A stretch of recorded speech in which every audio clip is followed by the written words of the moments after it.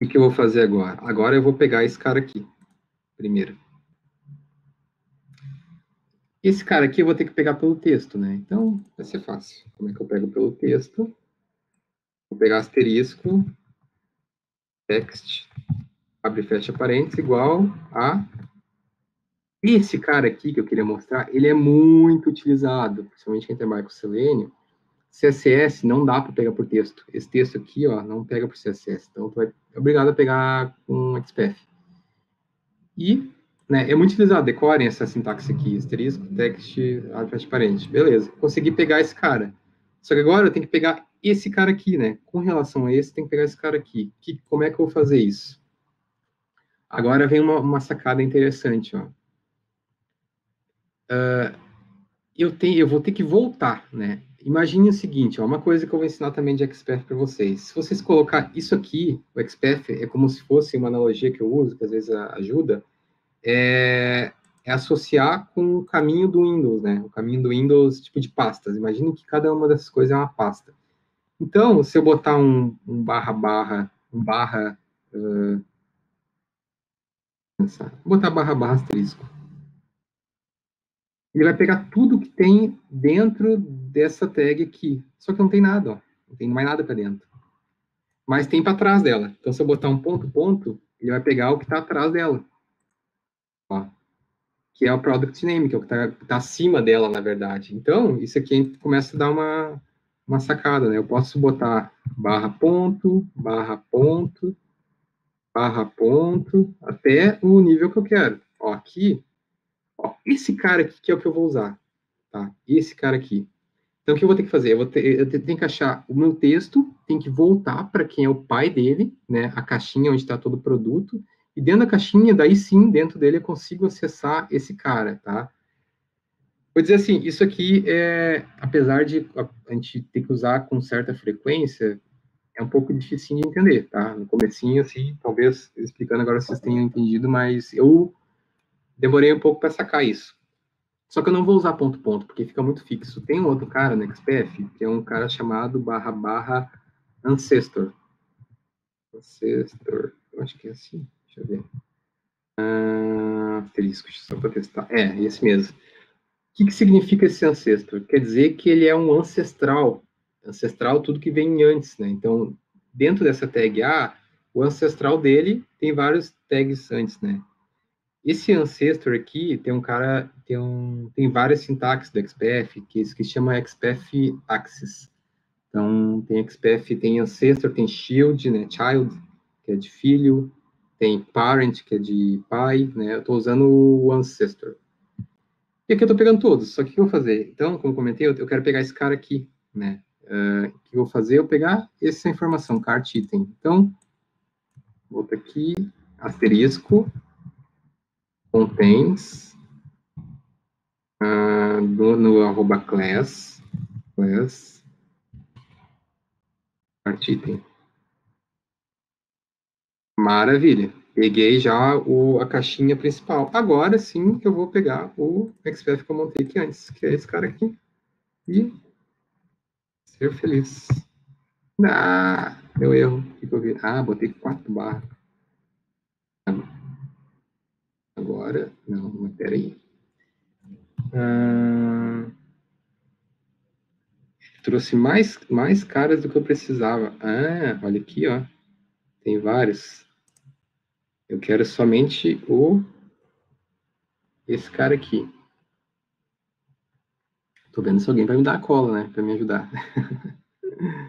Eu quero esse cara aqui, ó. Cart quantity. Que engraçado.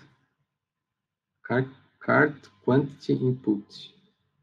Cart quantity. Deixa eu ver se eu botar um input. Pronto. Esse cara aqui. Então, esse é o XPF que eu quero. Eu trouxe só um. Maravilha. Agora, independente da ordem, se esse cara aqui aparecer mais acima, mais abaixo, vai funcionar. Então, vou pegar aqui, copiar aqui e montar o meu XPF. Ah, agora sim, finalmente, vou montar o meu XPF. Maravilha. Vamos lá. Vou criar aqui um Web Element. Web Element. quantidade produto igual a driver.find element by.xpf.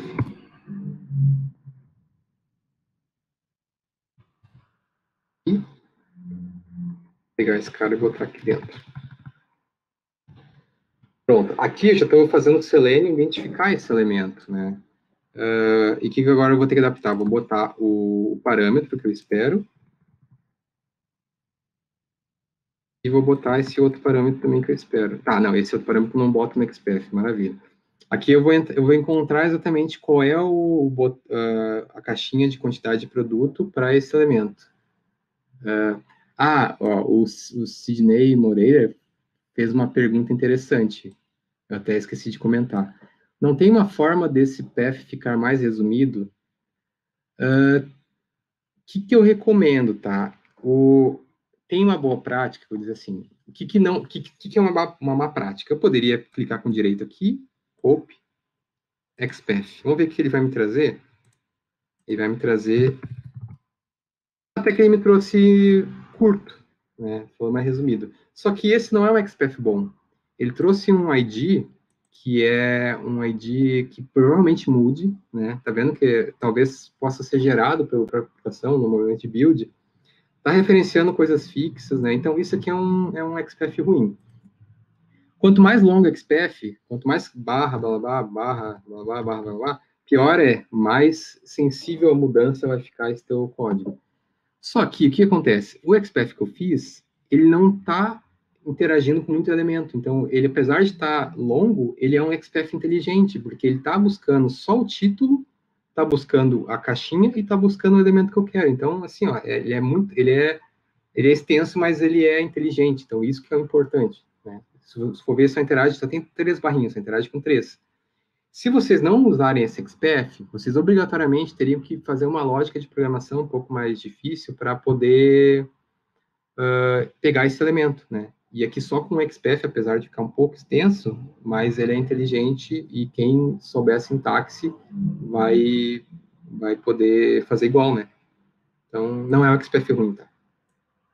Pelo contrário, elimina bastante código programático que a gente teria que fazer para poder pegar esse elemento. Maravilha. Aqui eu já tenho esse elemento.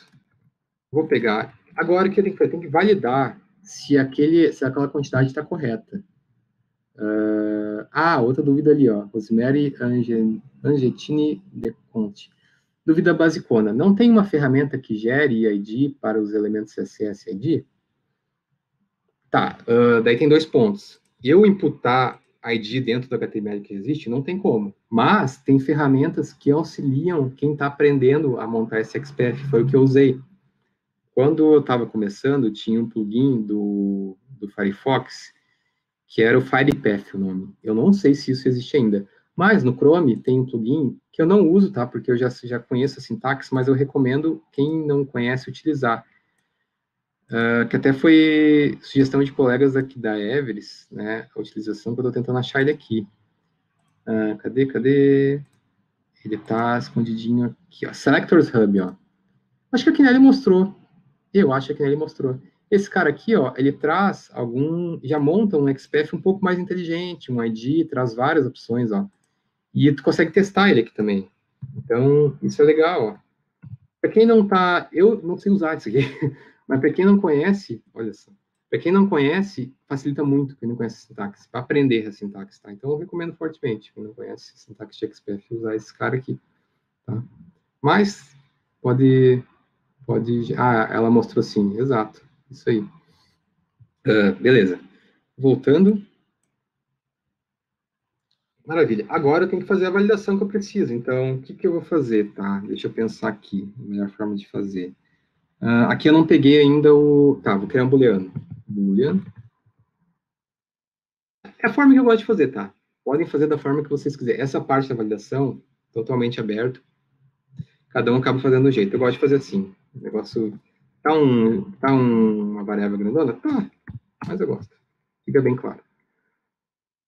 Vou pegar esse cara aqui. Vou escrever primeiro e depois eu explico. Quantidade de produto.getText. Não é getText, não. O que eu tenho que fazer? A quantidade do produto, ele aparece aqui dentro desse velo, ó. Aqui tá 8 porque eu aumentei, tá? Mas é o velo. Deixa eu pegar um outro aqui. Será que eu não tô mentindo?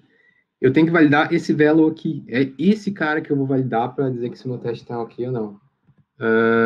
Beleza. Então, eu vou pegar esse cara aqui, ele é um atributo.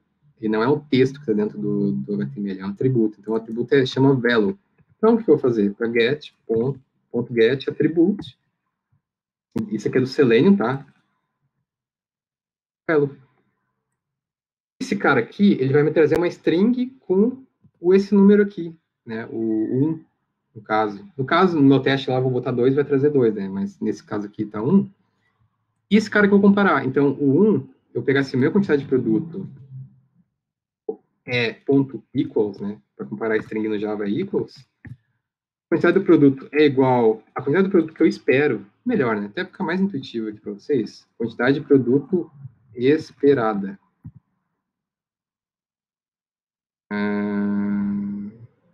Deixa eu ver se não ferrou. Quantidade de produto, quantidade de produto esperado. Tá. Quantidade de produto esperado. Maravilha. Ó, vamos ler esse código que eu criei. Deixa eu terminar. Equals. Não, esse aqui, terminou. Vamos ler esse cara que eu criei. Deixa eu abrir aqui para ficar tudo. Eu criei um booleano, né? Booleano, como você sabe, true ou false. E ele vai me fazer uma comparação. A quantidade de produto esperada é igual à quantidade do produto que aparece na tela, tá? É isso que eu estou fazendo. O que ele está reclamando aqui? O que eu fiz de errado? Ah, faltou um parênteses. Bom, é isso que eu estou parando. A quantidade de produto esperada que eu coloquei lá no meu BDD, tá? Lá no meu Cucumber, BDD. Nossa, é mania, né? Lá no meu Gherkin, eu coloquei essa quantidade aqui. Essa variável vai vir para cá, né? Daqui vai passar para cá, que vai passar para dentro do método, que vai cair aqui, e aqui vai cair aqui. Olha só toda a mágica que acontece para tornar o código reaproveitável. E aqui eu estou comparando, maravilha. O que eu vou fazer aqui agora? O que eu gosto de fazer, tá? Na forma que eu trabalho aqui, vocês, de novo, façam da forma que vocês acharem melhor, né? Mas quando vocês forem tentar reproduzir para aprender, façam como eu estou fazendo, tá? Só para vocês aprenderem também. Vou colocar um if. Olha como é que fica legível. Se o produto apresentou a quantidade esperada, se sim, eu vou retornar return true.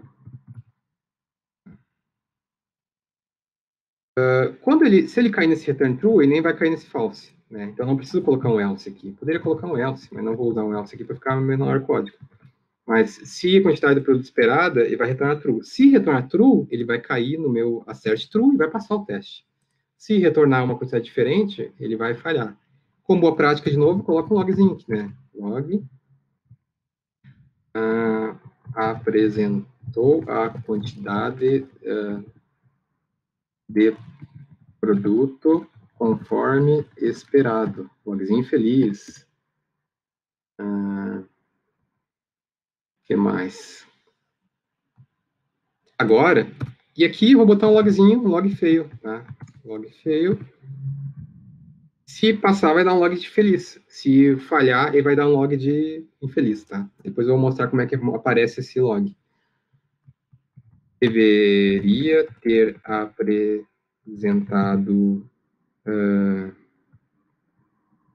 Não, vou fazer mais fácil.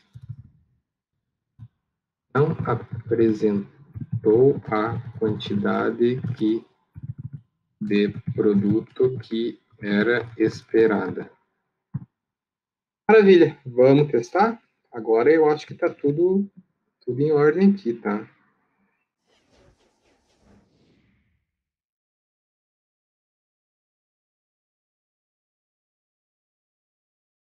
De novo, rufam os tambores. Prontinho, tem o meu cenário todo automatizado. O que é legal, tá? Antes de executar, se eu quisesse fazer um cenário novo, mudando a quantidade para mais, ou para... Tem que ser para mais, né? Porque eu automatizei para menos. Eu simplesmente botaria 50 aqui. Eu poderia agora trocar de produto, sei lá, teste. Tudo isso aqui é parametrizado, eu posso mudar completamente, né? Então, eu consigo fazer várias combinações. Então, se o cliente precisar de um requisito novo no sistema dele, e for algo parecido com o que já tem, já reaproveita muito código, né? E consegue fazer outras combinações de teste. Então, essa que é a ideia básica. Mas vou executar aqui o que eu automatizei. Vamos lá, vamos ver. Run. O Márcio ali, muito massa essa parada de automação. É legal mesmo, eu curto. Opa, esqueci que tá ali de novo, agora sim. Botei para rodar, né? Tá carregando a página inicial. Espero que dê certo. Abriu a página, pesquisou por Dress.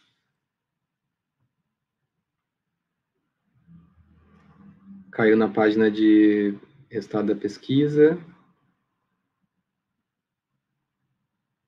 Clicou no produto que a gente queria. Mudou para 2, adicionou o produto ao carrinho. Deixa eu largar o mouse aqui, ó, sem as mãos, para provar que está automatizado, né? Vai adicionar no carrinho. E falhou. Passou. Oh, maravilha. Quando passa, só para provar, não sei se vai dar para provar, né? Eu vou mudar aqui para fazer o teste falhar, só para vocês terem ideia. Mas aqui, ó, na pasta target, que eu falei, aqueles logs que eu coloquei, tá? Se vocês vierem na pasta target, vai ter um cara chamado report, HTML, e esse cara aqui. Deixa eu ver se vai abrir. Ó, tá aqui os meus logs que eu coloquei. Então, ele vai me trazer um reportezinho básico, né? Se eu tivesse mais teste, aparecer vários testes aqui, os passos todos automatizados e um print de tela para cada passinho, tá? Esses prints aqui, se quiser mostrar um componente a mais que está abaixo da página, tem que fazer o mouse mover antes de tirar o print, tá? Antes de criar o log. Mas olha que massa isso aqui, porque isso aqui a gente pode... Isso aqui tu pode colocar numa ferramenta de integração contínua, quem não sabe pode perguntar depois, pesquisar depois, no caso, para deixar essa execução automática e todos possam ver o resultado desse teste. Então, essa que é a ideia. Aqui está todos os logs com todas as evidências de resultado que aconteceu, tá? Mas vamos testar se realmente está funcionando esse treco, né? Se o sistema mudar, né? Se realmente não estiver fazendo o cálculo correto, vamos mudar aqui para 3, né? Porque eu adicionei 2 e eu vou estar validando 3, então ele vai ter que falhar. Se não falhar, não é um bom teste, né? Não está detectando a mudança que ocorreu no sistema. Agora o meu testezinho vai ter que falhar, né? Vamos lá, vamos ver se vai falhar.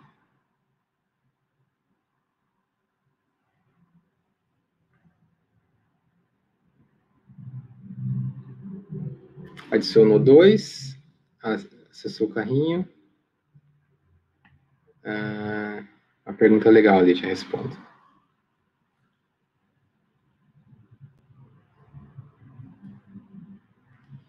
E falhou.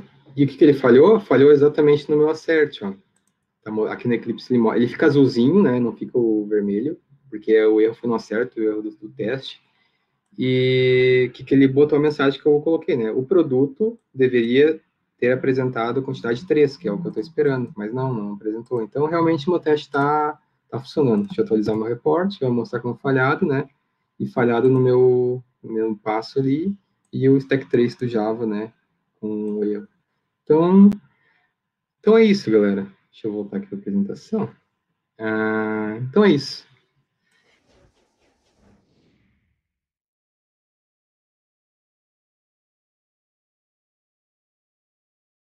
Vamos conversar um pouquinho com o pessoal, então, antes? Vamos. O Gustavo Pereira ele perguntou se tem como rodar readless, né? Que é sem mostrar o navegador. É possível fazer os testes sem de fato mostrar o navegador, rodar ele de plano de fundo? Tem. O Selenium antigamente não dava, né? Mas um bom tempo atrás já ele implementou o parâmetro para tu poder rodar em headless, né? Headless ele vai rodar o teste, só que não vai ver o navegador abrindo. Assim, ele não, na prática, ele não muda muito, tá? Consumo de hardware. Só não vai ver, se tu estiver trabalhando no teu dia a dia, não vai te atrapalhar se quiser rodar na tua máquina. Mas eu costumo, assim, eu não uso o modo headless para rodar na minha máquina. Eu uso normalmente numa ferramenta de integração contínua para rodar esses testes. Mas dá, o Selenium tem parâmetros para rodar em headless, regularmente. Aqui, o Leila Maragoni. Um teste por amostragem pode ser considerado como teste de automatização? E quanto à confiabilidade do teste? O que eu recomendo, né, por amostragem? Principalmente a nível de teste de interface que é o que a gente está fazendo, né? Como eu comentei, se a gente quiser automatizar todos os tipos de teste do sistema a nível de interface, é praticamente inviável, demora muito para automatizar, é custoso para manter. Então, eu recomendo pensar nos cenários que são mais críticos para o sistema. Vamos supor, se esse fluxo de compra do sistema de e-commerce, obviamente, é super crítico, esse cara tem que ser automatizado a nível de interface, né? Então, pode ser um teste amostral a nível de interface. Mas tem que ter, não pode deixar de ter, os outros testes necessários, né? Qualquer if no código da aplicação, né, que está sendo desenvolvida, tem que ter uma validaçãozinha, porque volta e meia, uma vez na vida pode ser que mude essa lógica, ninguém perceba e a aplicação final pode falhar. Então, a amostragem vai servir nesse caso, né? A nível de interface, pega os críticos, né? A nível de API, pega outros cenários, a nível de teste unitário, pega outros cenários, né? Mas pegar uma aplicação em produção, testar só algumas coisinhas e liberar, daí o risco é grande, né? Tem que cobrir o máximo possível. Excelente. O Sidney Moreira, ele perguntou, Marcos, depois você mostra como ativar o plugin para o ponto feature. Tem que ativar algum plugin para ter aquele... Desculpa. Tem. Quando vocês abrirem, baixarem esse código lá do Git, ele não tem, se utilizarem o Eclipse, TJ, acho que já, não, TJ também tem que instalar o plugin. Mas o Eclipse, ele, quando tentarem dar dois cliques aqui nesse cara, tá vendo? Tem um íconezinho verde aqui, que é o plugin do Cucumber. Quando vocês baixarem, não vai estar assim. Quando você dá dois cliques, ele já vai perguntar se vocês querem importar esse plugin. Se não aparecer, vocês podem vir aqui em Eclipse Marketplace, eu acho, e pesquisar por Cucumber, tá? Daí, vai demorar aqui, carrega um monte de coisa, tá? Mas ele vai trazer o cara, vários plugins relacionados a Cucumber. O que eu estou usando aqui, que é o que está esse verdinho, com esse cara aqui, ó, Cucumber Eclipse plugin, esse cara aqui que eu estou usando. E outro detalhe também, para quem usa Eclipse, né? Se vocês instalarem o plugin e não conseguirem acessar os métodos como eu acesso aqui segurando o control, vocês vão ter, na verdade, vocês vão ter que fazer isso, tá? Clica direito no nome do projeto, vai em Configure e converte to Cucumber Project. Não vai mudar nada no teu código, mas vai passar a funcionar esse acesso aqui. Isso aí. Vamos puxar mais uma pergunta aqui. O Marcos Guedes perguntou, BDD também é usado para desenvolvimento mobile? É usado. Qualquer tipo de desenvolvimento de software pode utilizar BDD, né? Então, qual que é a ideia? Como isso aqui interage com o Java, o que vem aqui no código por baixo, pode colocar o que quiser. Pode colocar um comando para ele abrir o Android Studio lá e abrir uma VM de Android, né? Pode colocar um comando para mandar um e-mail para alguém. Pode fazer o que quiser. Então, automatiza o que quiser, né? Tudo que o Java te propor de situações, ele consegue automatizar com o Cucumber. Mas ele é usado para desenvolvimento de software, não. Boa. A Rosemira até perguntou aqui também, existem boas práticas para seguir na hora de criar os testes? Tem várias boas práticas, né? Uma boa prática, assim, que talvez pegue... Assim, a escrita, eu, particularmente, eu não me apego tanto à escrita, mas o que é recomendável, que na escrita do Gherkin, é não colocar componente de tela, né? E clico na label X, e clico no botão Y, porque essa aqui é a visão do cliente, é o que o cliente... a necessidade do cliente, né? Então, a necessidade a gente pode atender com um sistema web, com um sistema mobile, ou até com Excel. Então, não faz sentido a gente mencionar componente de tela. Então, a gente tenta evitar isso. Eu não sou tanto crítico com essas coisas, tá? Mas também tem dependência de cenário. Não, um cenário, tentar com que um cenário não seja dependente de outro. Sim, tem uma penca de boas práticas relacionadas à automação de teste, que eu acho que é um fora a parte aí, né? Boa. Vale a pena dar uma pesquisada também para enriquecer ainda mais o conhecimento, né? E o Fábio Alexandre perguntou aqui, qual a melhor forma de criar um fluxo de criação de códigos automatizados para não se perder ou esquecer algum step? Eu quero saber se você cria algum fluxo de visão macro antes de sair criando por cenário. Sim. Olha, daí depende muito como é o projeto, né? Tem casos que, por exemplo, assim, no dia a dia de projeto, o PO, ele escreve, normalmente ele tenta deixar escrito já dessa forma. Então, naquela reunião dos 3 amigos que eu comentei, a gente pode pensar em alguns outros critérios de aceite que ele não pensou e escrever. Então, a gente tenta planejar bem isso antes de sair botando a mão no código. Tem que sempre ser assim, né? Vamos planejar antes de sair botando a mão no código. E a questão também do page ob, se a gente pensar nessa questão do page ob, cada página do sistema é uma classe, ele ajuda um pouco a não se perder, né? Para colocar um step no lugar que não deveria, assim, né? Então, é mais ou menos essa linha. Você tem que reproduzir manualmente, testando teste manual no sistema, né? Ver se está funcionando. Se estiver funcionando no sistema, você já conhece bem como é o fluxo, daí sai para automatizar, sem sair automatizando direto, sem testar, né? Isso é loucura, né? Boa. E vamos pegar uma última perguntinha aqui. Tem uma coisa aqui que algumas pessoas falaram aqui no chat, e eu vi que algumas outras pessoas ficaram meio na dúvida aqui. Eu acho legal a gente explanar esse assunto, né? Inclusive, a última pessoa que falou isso aqui, né, foi o Guilherme Godoy, que ele falou, até ajudou uma colega aqui, GURPS declarativos são mais enxutos. E algumas pessoas ficaram na dúvida, o que é um GURP declarativo versus imperativo? Qual que é a diferença? Olha, eu sinceramente não conheço a diferença desses dois, tá? Pode ser uma questão que eu não saiba, mas relacionada a boas práticas, óbvio que quanto menos steps, né? Realmente, ele tem que ser enxuto, tá? Por exemplo, eu vou dar um exemplo. Esse step aqui que eu fiz tem dado e.